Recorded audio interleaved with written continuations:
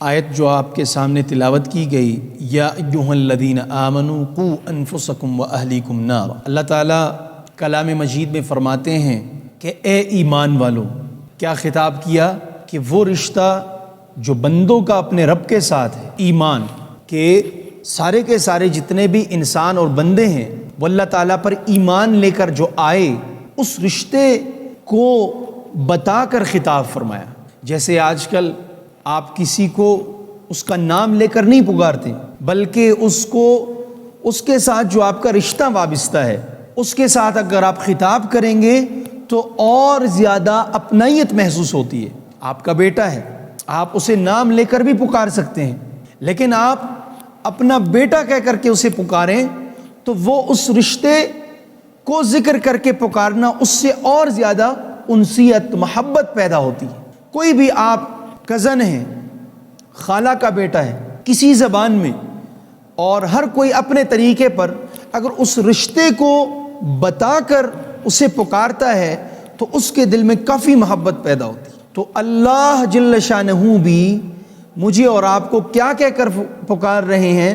یا ایھا الذین آمنوا، میرے بندوں نہیں، انسانوں نہیں، مخلوقات نہیں، بلکہ کیا بتایا؟ اے ایمان والو، جنہوں نے مجھ پہ ایمان لایا نا، وہ ایمان کا جو رشتہ میرا اور آپ کے ساتھ جو تعلق بندھن بندھا ہوا ہے، اے ایمان والو میں تمہیں کہہ رہا ہوں۔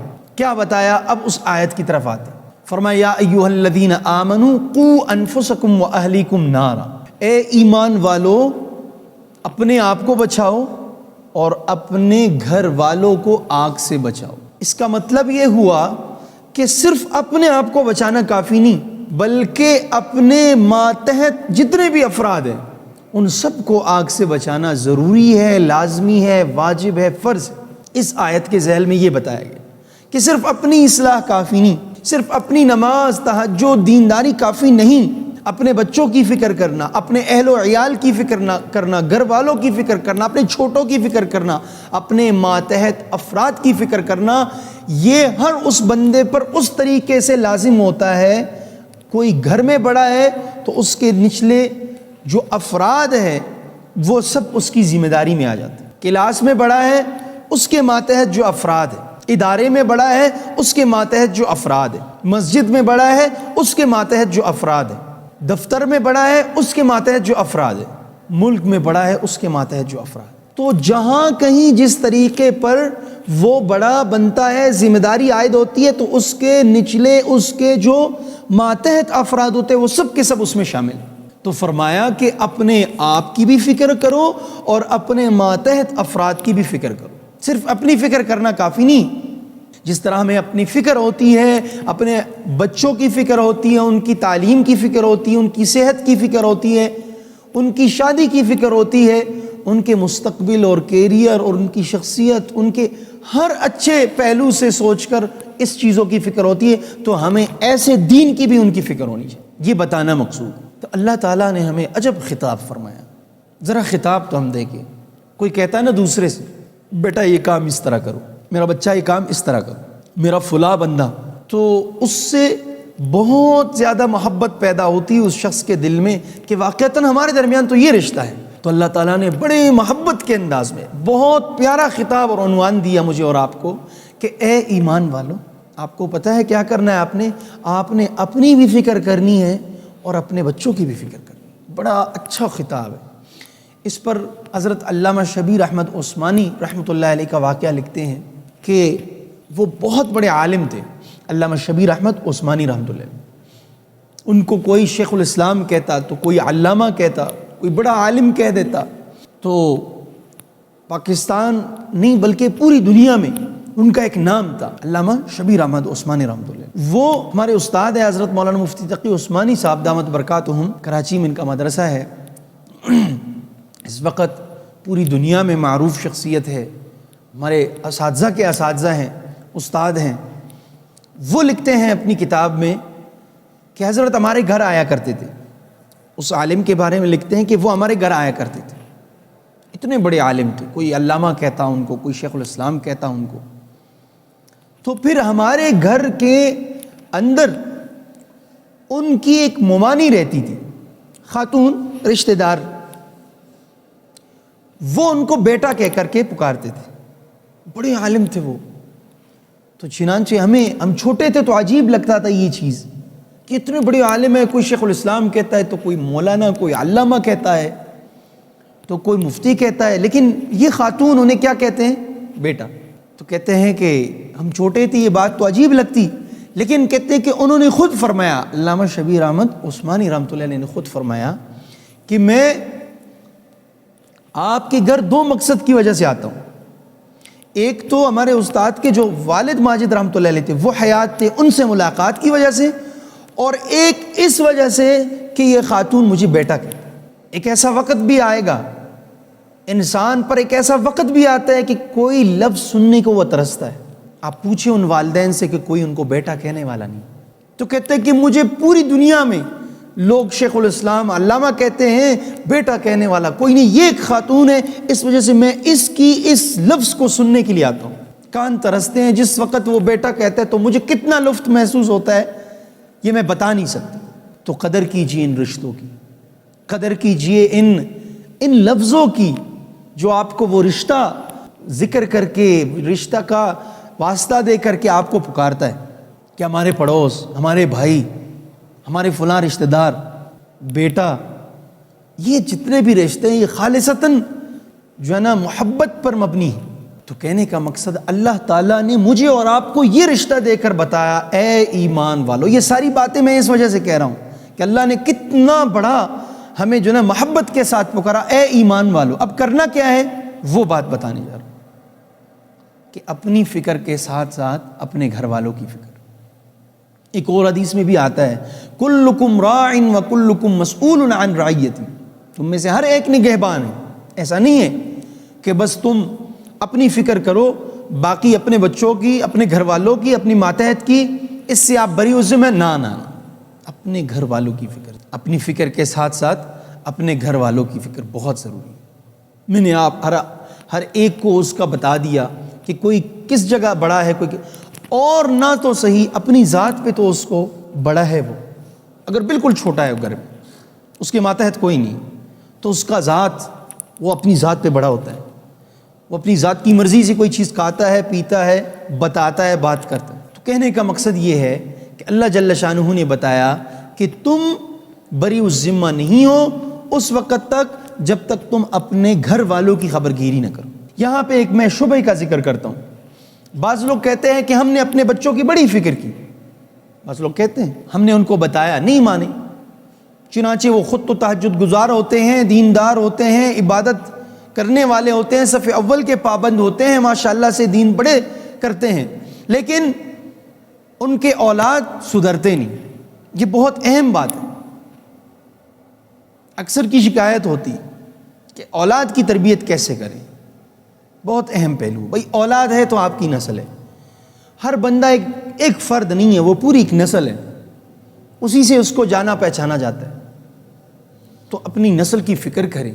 کیسی فکر کریں وہ بتانے جا رہا ہوں. قرآن نے جو بتایا ہم، ایسی فکر جو ہم کر رہے ہیں ایسے نہیں. تبھی تو ان مسائل کا شکار ہے. کیا فکر کی ہم نے 2-4 دفعہ کہہ دیا اور بتا دیا کہ مولوی صاحب وہ تو ہم کہہ کے تھک گئے، لیکن نماز پڑھنے نہیں آتا، اس کی اصلاح نہیں ہوتی، پھر بھی بگڑا ہوا ہے بچہ.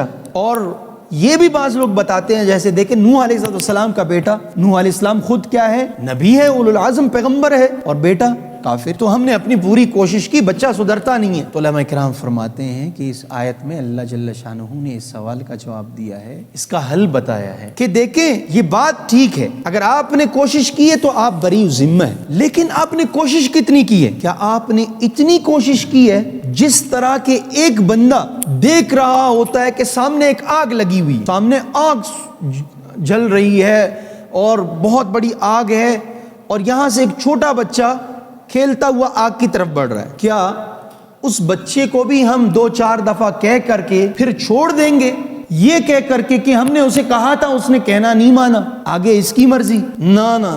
اس وقت ہماری نیند حرام ہوتی ہے جب تک کہ ہم نے بچے کو آگ سے دور نہ کیا. ہماری زندگی حرام ہو جاتی ہے. ہم کوئی بات خوشی سے سننے کو تیار نہیں ہوتے جب تک کہ ہم نے اپنے اس بچے کو آگ سے دور نہ کیا ہو. تو کیا ہم نے ایسی کوشش کی؟ اللہ تعالیٰ فرماتے ہیں قُوا أَنفُسَكُمْ، اپنے آپ کو بچاؤ سب سے پہلے، اس کے بعد وَأَهْلِيكُمْ نَارًا، اپنے گھر والوں کو آگ سے۔ قرآن مجید کے الفاظ اور یہ آیت مجھے اور آپ سب کو بتایا جائے کہ اپنی ذات کی میں اصلاح کروں اور اس کے بعد اپنے گھر والوں کی کس سے؟ آگ سے بچاؤں۔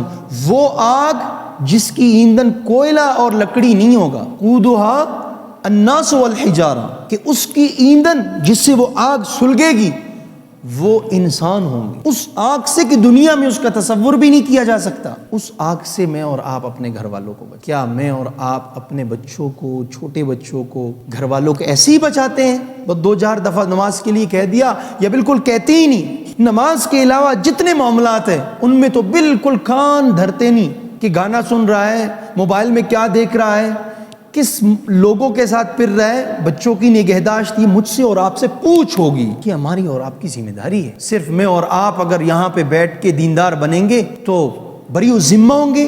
نہیں، قرآن خود کہتا ہے میں اور آپ نکلیں، اپنے بچوں کو، گھر والوں کو بتائیں کہ نماز پڑھی نہیں پڑھی، یہ میرے اور آپ کی ذمہ داری ہے۔ گھر کے ہم آپ بڑے ہیں، اگر میں اور آپ دیکھ رہے ہیں کہ 2-4 بندے نماز کے لیے، باقی کدھر ہیں؟ اس کی فکر کون کرے؟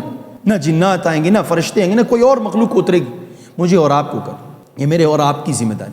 عرض کیا کہ اتنی فکر کریں، اتنی کوشش کریں جیسے کہ ایک بچے کو ہم آگ سے روکتے ہیں، کتنی کوشش کرتے ہیں۔ تو یہاں پر نوح علیہ السلام نے بھی 950 سال مسلسل اپنے بیٹے کو ایمان کی دعوت دی، لیکن وہ باز نہ آیا، تو اب وہ بری و ذمہ ہے۔ اب مجھے اور آپ کو تو بالکل فکر ہی نہیں ہوتی اولاد کی، گھر میں کوئی غیر شرعی کام ہو رہا ہے مجھے اور آپ کو فکر نہیں ہو، یہ حقیقت ہے، یہ میرے اور آپ کی خامی ہے، ماننا چاہیے، حقیقت قبول کرنی چاہیے اور اس کی اصلاح کرنی چاہیے، یہ اس کا صحیح طریقہ۔ اس کان سے سنا، اسی سے نکال دیا یا چھوڑ دیا کہ ایسی پرانی باتیں ہیں، یہ غلط۔ حقیقت کا سامنا کریں، بولے بالکل غلط ہے، یہ ہمیں صحیح کرنی چاہیے، یہ ہوتا ہے صحیح طریقہ، تب ہمارے مسئلے حل ہوں گے۔ عرض کرنے کا مقصد یہ ہے کہ اللہ تعالیٰ مجھے اور آپ کو سب سے پہلے اپنی اصلاح کرنے کی توفیق عطا فرمائے، کہ اپنی خوب اصلاح کریں، اپنے جو ہے نا باطن کی بھی اصلاح کریں۔ اپنے ظاہر کو تو میں اور آپ شیمپو سے، صابن سے، کن چیزوں سے دھو کر صاف کرتے ہیں، چہرہ دودھ کا دھلا لے کر آتے ہیں ہم، لیکن اپنے باطن کی صفائی کے لیے کہاں ہم جائیں؟ کیا صابن سے صفائی ہوگی دل کی؟ کیا شیمپو سے صفائی ہوگی دل کی؟ اللہ والوں کے پاس جانے سے ملتا ہے، وہاں دارو دوا ملتی ہے ہمیں۔